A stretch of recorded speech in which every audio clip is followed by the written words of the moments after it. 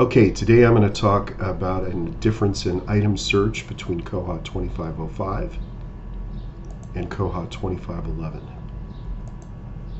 So in Koha 2505, if we go up to search and choose item search, and I'm going to do a really broad item search here. I'm just going to choose a library. Let's do Baldwin City and do search. This should give me a list of every item owned by Baldwin City.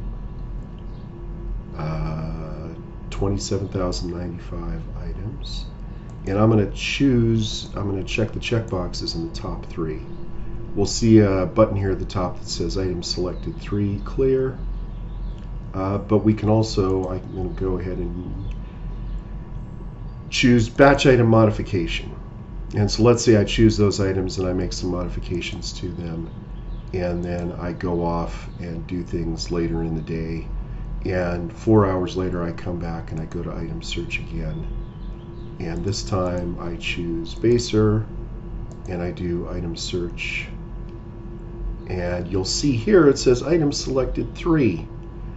This is called sticky item search, and it was a feature added to Koha 2505 because people that use item search regularly said, I want to be able to select items here and then do another search and select more items and add those to the search that I did previously, so that I can do things like when I go to batch item modification now, it won't just have those 3 Baldwin City items, it'll also have those 3 Baser items that I selected. So there are times when that is advantageous to people. The issue is that if you forget, let's go to burn now and do another search.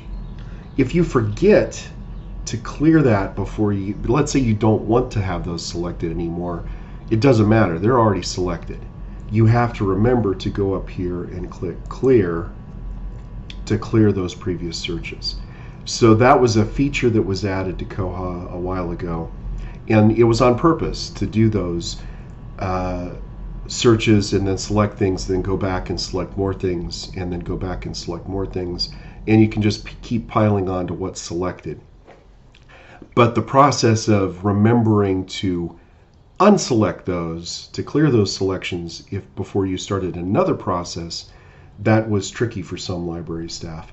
So in the new version of Koha, if we go up to item search and click item search, there's a new checkbox here that's checked by default that says forget item selections from previous search. So if you do wish to select 3 items and then do a different search and select 3 more items, it puts the burden on people that want to use that sticky item search feature to uncheck the checkbox before you start your searches, because if this is checked and we do a search at Baldwin City and we pick 3 items, we'll still have the option here to clear the search, but if we do something with those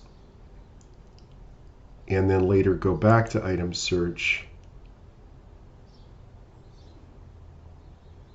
unless we check this checkbox, if we just leave that checked, which it's going to be checked by default, when we do the search at Baser, those 3 items from Baldwin City are no longer going to be selected. So sticky item search still works. It's just that it's on the burden of the person that wants to use sticky item search to uncheck that checkbox, rather than the people who want to use item search the way it worked for years before the sticky item search was introduced. It puts the burden on the people that want to use it to uncheck that checkbox at the main item search page.